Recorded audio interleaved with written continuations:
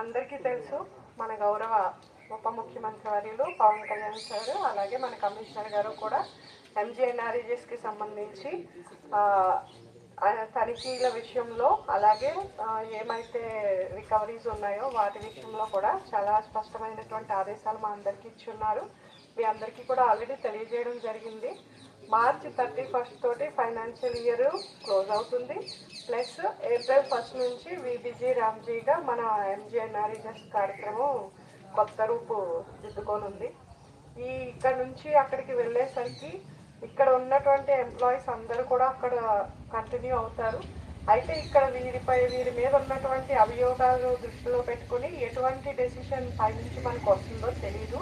కాబట్టి ఇవన్నీ ఎప్పుడో చాలా పాతవి, ఫస్ట్ రౌండ్ నుంచి 17వ రౌండ్ వరకు ఇన్ని సంవత్సరాలుగా ఈ అభియోగాలన్నీ కూడా ఎటువంటి డెసిషన్ లేకుండా ఉండిపోయాయి. కాబట్టి మీరు తగిన ఆధారాలతో డివిసి సెల్ని సంప్రదించినట్టయితే ఆధారాలన్నింటినీ పరిశీలించి వాటిని డ్రాప్ చేయడం జరుగుతుంది.